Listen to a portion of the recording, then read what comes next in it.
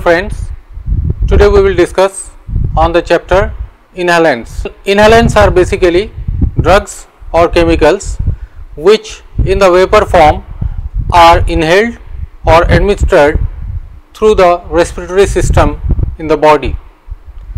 Some of these inhalants act as anesthetic in the vapor form. These could be administered either by inhalation by a closed mask method. When gases are inhaled, they bring about various physiological functions and bring about pharmacological actions in our body. These are dependent upon the nature of gases, its concentration and the condition in which it is being used. It clearly means that action and effect of gas will be different under different conditions. These are the gases which are administered by nasal route or even oral respiratory route for local or systemic effects. Importantly, 5 gases are used for this purpose, namely oxygen, carbon dioxide, nitrous oxide, nitrogen and helium.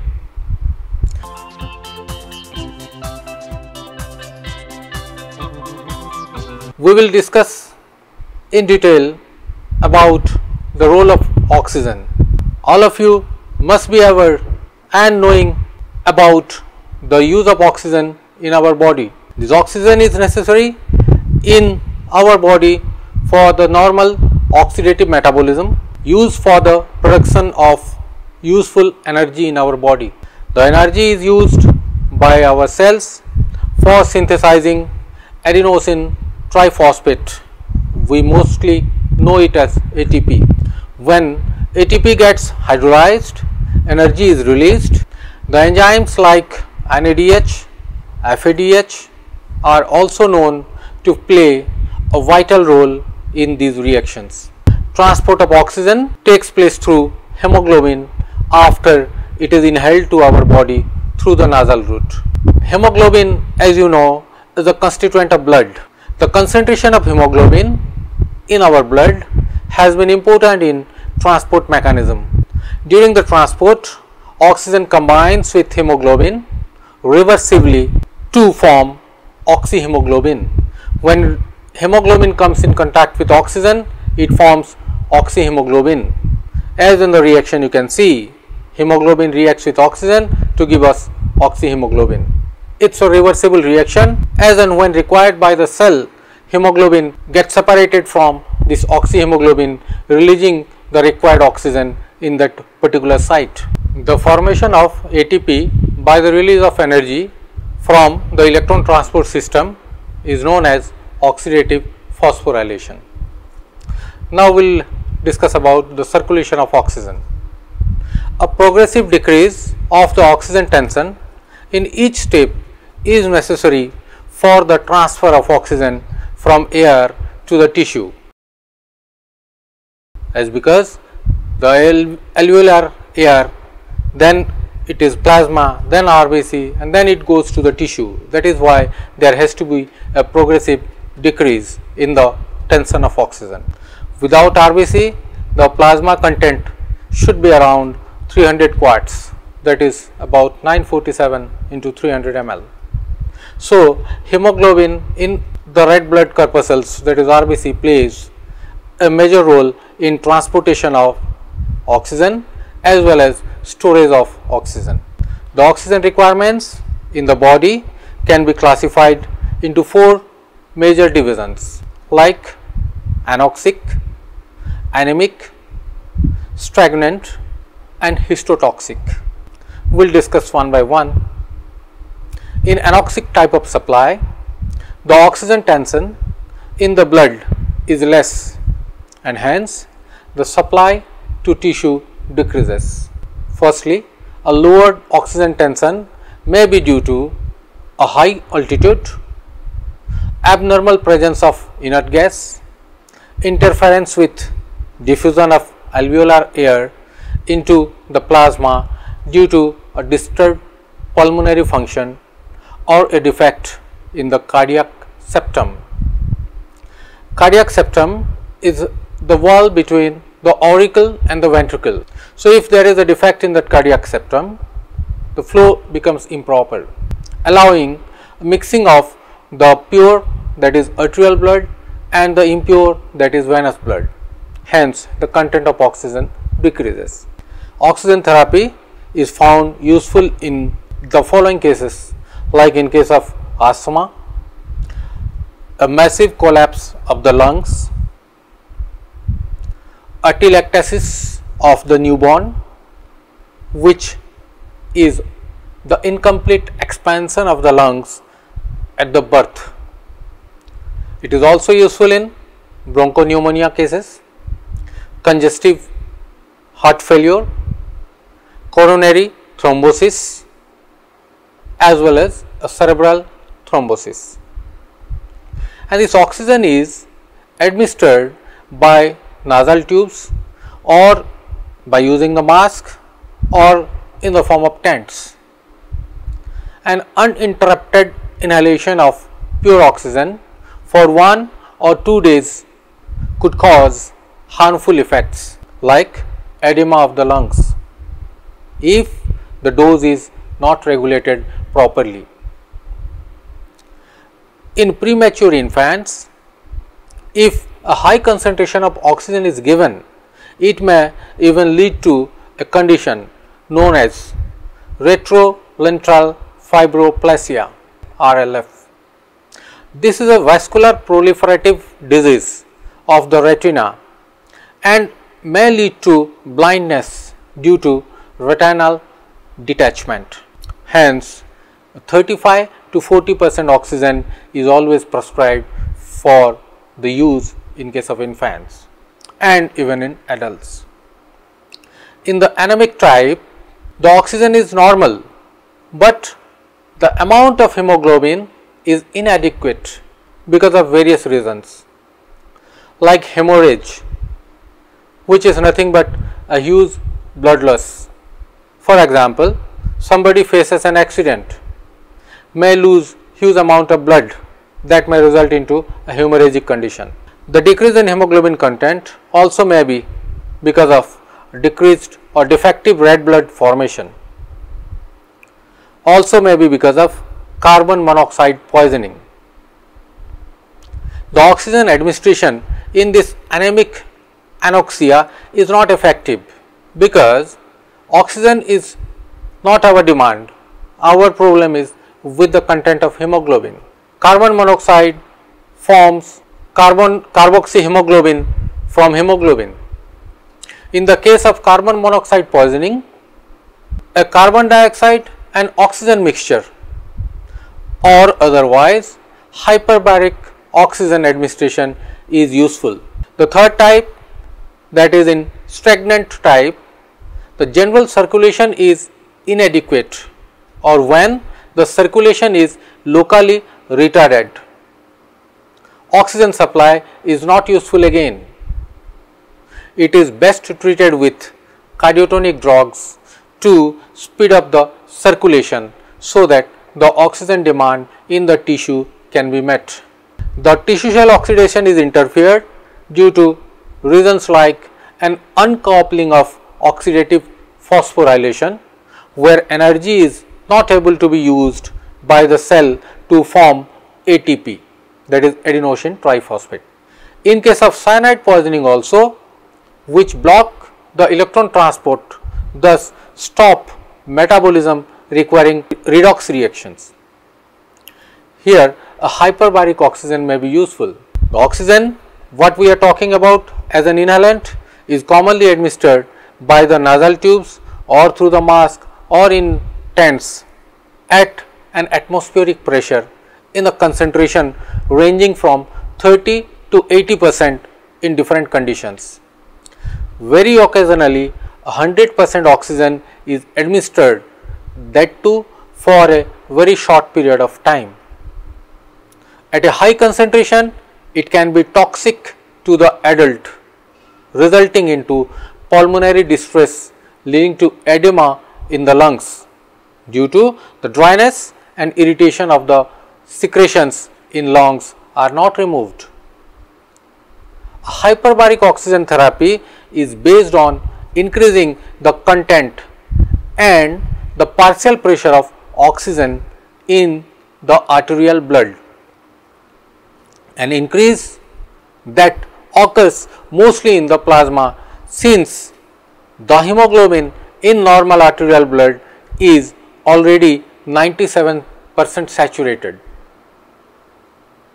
Hyperbaric therapy has been used in the healing of bed sores and other skin lesions, including a device for localized administration of high pressure oxygen and as an adjunct to radiation therapy in cancer treatment.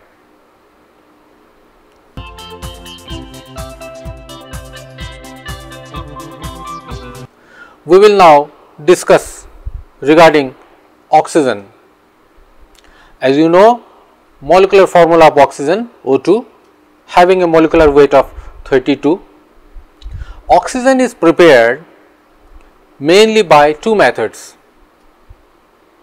In the first method, we can obtain oxygen by fractionation of liquid air.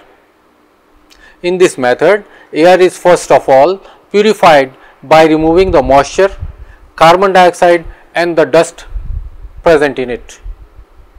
It is then compressed to obtain the liquid air. The compressed liquid air is then fractionated by distillation to obtain oxygen, which is then filled under pressure in metallic cylinders. Alternatively, we can also prepare oxygen by the process of electrolysis of water.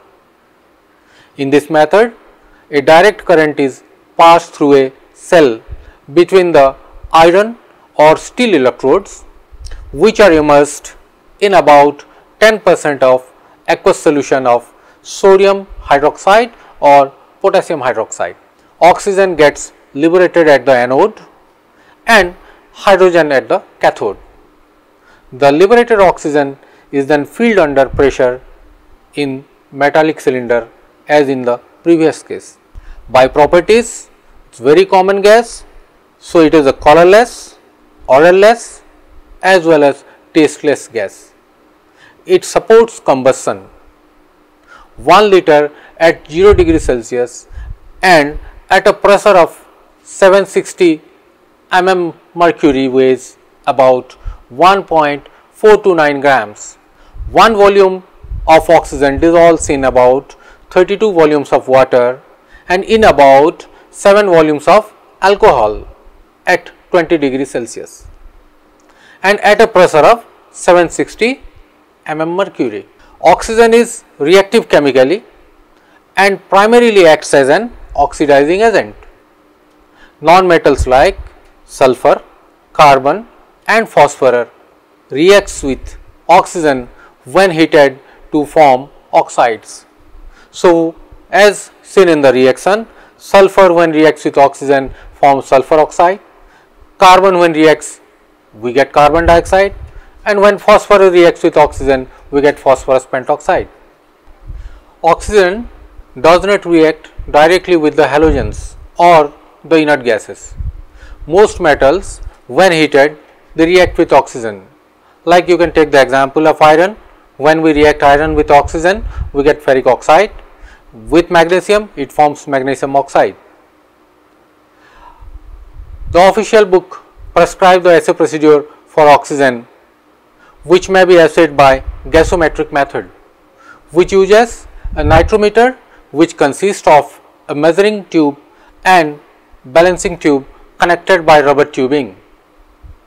The absorbing agent has been a solution of ammonium chloride and ammonium hydroxide. Decrease in the volume of gas has been measured and gets reduced to standard conditions of temperature as well as pressure. The volume of gas remaining unabsorbed should not exceed 1% volume by volume. The storage of oxygen is very important, and the oxygen is stored in metallic cylinders which are usually black colored where the shoulder is painted white. The WHO prescribes a white cylinder for the storage of oxygen. Must have observed the use of oxygen cylinder in many hospitals. Even the cylinder can carry a label that is painted green. No lubricant is to be applied at the valve, because by the application of lubricant the valve becomes loose and there may be a leakage of gas.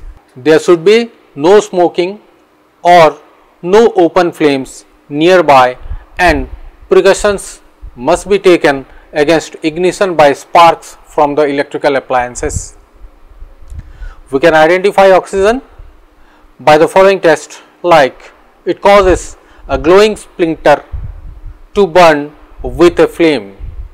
Also, it is absorbed when shaken with alkaline pyrogalal solution, and when it is absorbed in this alkaline pyrogalal solution, the solution becomes dark brown, that indicates the presence of oxygen. When mixed with an equal volume of nitric oxide, red fumes are produced. That is how we can distinguish the nitric oxide from nitrous oxide by the reaction with oxygen. The uses of oxygen: it finds use in a variety of hypoxia condition for undertaking artificial respiration. Oxygen is used as an inhalant for supporting respiration during anesthesia or during the post-operative conditions, and also in the treatment of anoxia, asphyxia, asthmatic conditions, shock, poisoning due to gases, malignant wounds, burns and some infections. Premixed oxygen with carbon dioxide of about 5 to 7% stimulates the respiration. Hence, it can be also called as a respiratory stimulant along with a carbon dioxide. Oxygen is normally mixed with helium in a ratio of 21 to 79, which helps in the easy breathing. Because of its low density, helium is normally mixed with oxygen.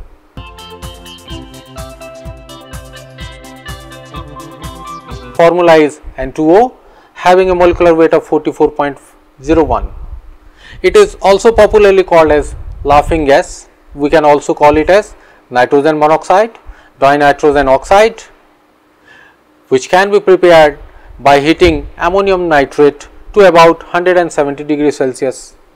The reaction may become explosive at a higher temperature. Hence, care must be taken that the temperature must not exceed 170. And the reaction says ammonium nitrate, when heated it results nitrous oxide and water is released. It can also be prepared by heating a mixture of sodium nitrate and ammonium sulfate. Here you can see from the reaction, sodium nitrate when reacts with ammonium sulfate results into sodium sulfate and water is released with the formation of nitrous oxide. By properties, nitrous oxide is also a colorless gas. Practically it is odorless and also it is tasteless. 1 liter of nitrous oxide at 0 degrees Celsius and at a pressure of 760 mm mercury weighs about 1.97 grams. 1 volume of this gas dissolves in about 1.4 volumes of water at 20 degrees Celsius and 760 mm mercury pressure. It is freely soluble in ether as well as oils. It liquefies under 50 atmospheric pressure at 15 degree Celsius. Like the oxygen, nitrous oxide also is stored under compression in metal cylinders at less than 37 degree centigrade. The cylinder here is painted blue and carries a label stating the name of the gas. In addition, the shoulder of the cylinder is labeled with the name of the gas or the symbol N2O. It is identified by the following tests. A glowing splinter of wood bursts into flame on contact with this nitrous oxide gas. It is not absorbed by alkaline pyrogalal solution unlike the oxygen which was absorbed by pyrogalol turning into a different color.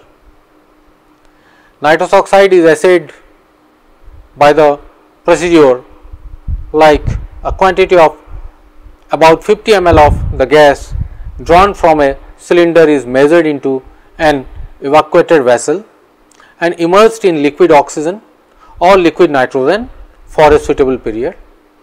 The uncondensed gas is then drawn up into a small eudiometer and measured, which should not exceed 1% volume by volume, showing the presence of not less than 99% volume by volume of nitrous oxide. Nitrous oxide finds use in the following condition. It is one of the oldest and safest general anesthetic, weak anesthetic, but it also has a strong analgesic property.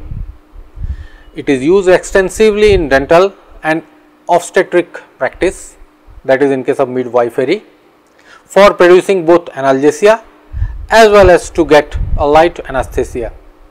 Nitrous oxide 50% with oxygen is usually preferred for the purpose and in rapid relief of pain from myocardial infarction, that is nothing but pain in the heart. Used in conjunction with local anesthetics and muscle relaxants, the concurrent use of 20 to 25% oxygen is always advised